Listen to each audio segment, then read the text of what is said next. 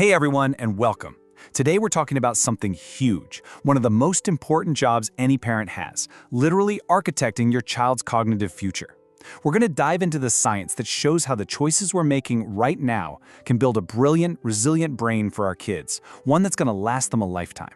And it really all starts with one big question. I know, it sounds a little dramatic, doesn't it? But just stop and think about that for a second.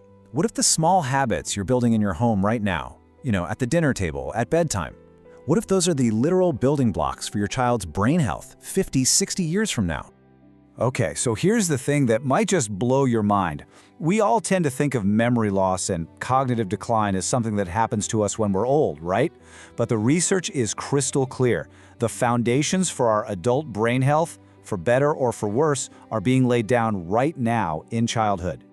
To really bring this home, let's look at a story that acts as a pretty powerful wake-up call.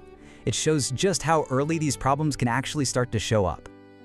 This is what a woman named Nina kept telling herself.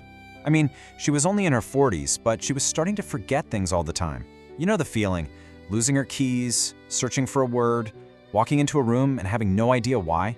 She just brushed it off, thinking, this is just a normal part of getting older. But she was so wrong. Her symptoms were not just a sign of getting older. They were actually a warning sign, a big one, of something much more serious happening inside her brain.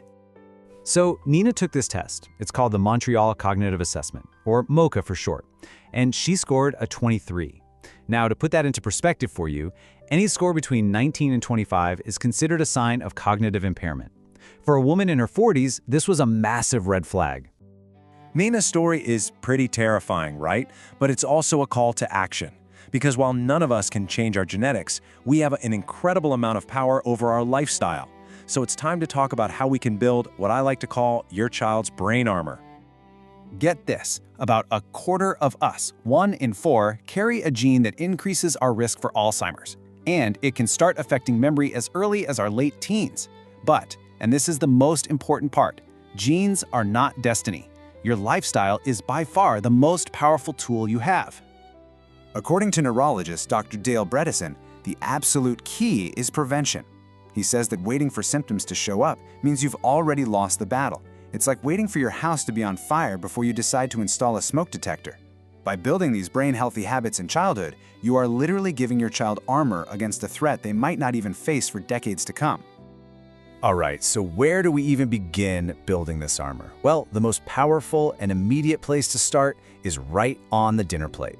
Let's dig into how food fuels the mind.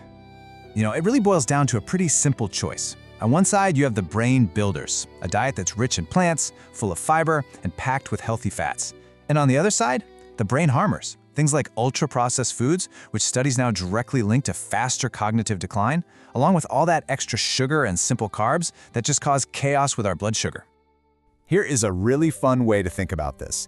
You know that candy slogan, taste the rainbow? Well, forget the candy, let's do it with vegetables. Make it a game with your kids. Challenge them to eat something purple, something green, red, and orange all in the same week. You're not just feeding them, you're building powerful new pathways in their brains. Now, let's talk about the fruit trap for just a sec. Yes, fruit is healthy, but the type really matters. Berries are fantastic. They're your best choice because they're low in sugar. A whole fruit like an actual orange, that's a good choice. But fruit juice, just avoid it. See, a real orange has fiber that slows down how your body absorbs the sugar. Orange juice is basically just a sugar bomb going straight to the system. Okay, we've covered the fuel. Now let's talk about the physical foundation for a brilliant brain. It's not just about what our kids eat, it's about how they move and how they rest. I absolutely love this metaphor. Think about exercise as fertilizer for your child's brain. It's not just good for their body, it directly helps the brain grow, it promotes brain health and resilience. It's honestly one of the most powerful cognitive enhancers we have at our disposal. So what does that actually look like? Well, the goal is a good mix. About 3 hours a week of aerobic stuff like running, swimming, getting their heart rate up. Plus some regular strength training. And we're talking about playgrounds, climbing trees, monkey bars. And then some of those high-intensity bursts you get from games like tag.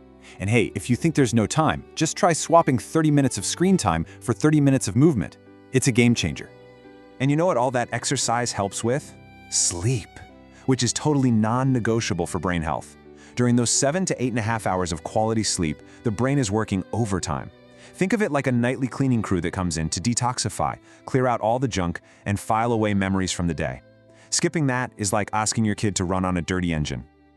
So, we've covered diet and physical health. The final piece of the puzzle is actively challenging the mind.